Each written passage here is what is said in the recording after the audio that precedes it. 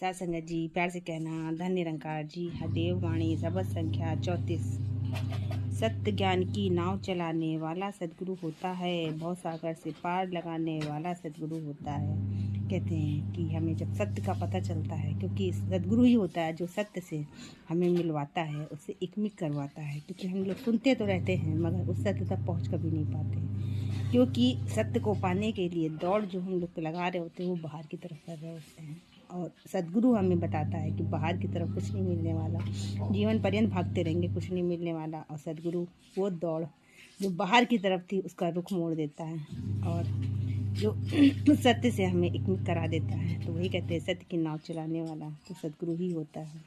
और जब हमें पता चल जाता है कि सत्य हमारे अंदर ही है तो हम उससे एकमिक हो जाते हैं, उसका हमें बोध हो जाता है। तो बहुत सागर से पार कराने वाला सद्गुरु के सिवा कोई हो ही नहीं सकता। 84 का चक्र छुड़ाने वाला सद्गुरु होता है, जन्म मरण से मुक्त कराने वाला सद्गुरु होता है।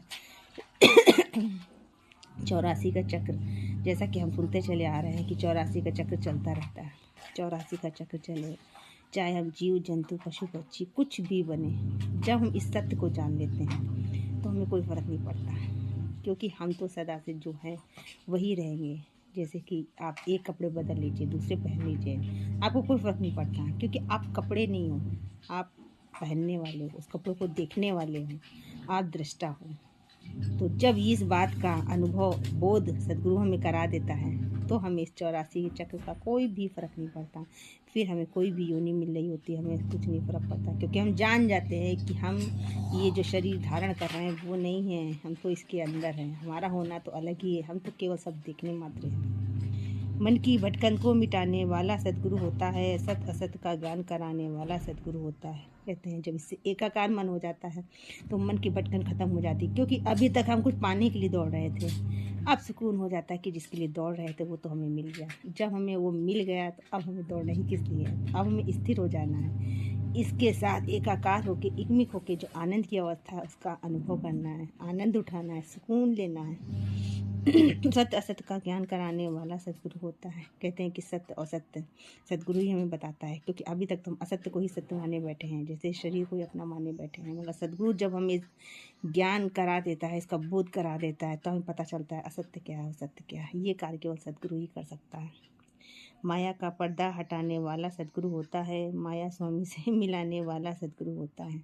कहते हैं ये माया रूपी पर्दा, सत्य तो सदा से था, है और रहेगा, मगर हमारे आंखों के सामने जो पर्दा पड़ा था सद्गुरु केवल उसको हटा देता है। असत्य का पर्दा, माया का पर्दा, चाहे जिस नाम से संबोधित कर लीजिए, जब असत्य हट जाता है तो सत्य तो स्वतः ही नजर आता है। सत्य को दिखाने के लिए कुछ करना नहीं पड़ता, कुछ भी विधि विधान नहीं करना पड़ता, केवल असत्य को हटा देते हैं। कहते हैं कि अगर हमें पर्दे के उधर वाल देखना है तो हमें अगर हम जतन करते रहें तो कोई फ़र्क नहीं पड़ने वाला, खाली इतनी आवश्यकता होती है कि पर्दे को खिसका दे तो पर्दे के पीछे का हमें अपने आप ही स्वतः ही दिखने लगेगा।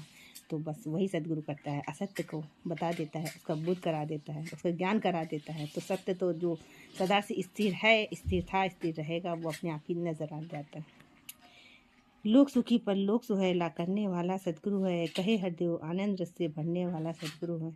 और कहते नहीं कि जीते जी तो हम आनंद के में आ ही जाते हैं, क्योंकि अभी तक तो हम अज्ञानता में जी रहे थे और दुखी जीवन अपने को बनाए बैठे थे। अज्ञानता के कारण हमारा सर दुख खड़ा था। जब सद्गुरु हमें सत्य का बोध करा देता है, असत्य के बारे में भी ज्ञान हो जाता है, तब कहते नहीं कि जीवन सुखी और आनंद से भरपूर ना हो, ऐसा तो हो ही नहीं सकता। तो सद्गुरु ही जीवन में आनंद और सुकून इसलिए आता है सद्गुरु के आने से, क्योंकि वो असत्य और सत्य का दोनों का ही बारे में हमें बताता है।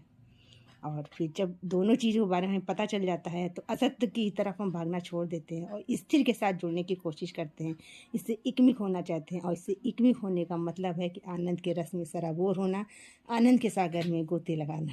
प्यार से कहना जी, धन्य निरंकार जी।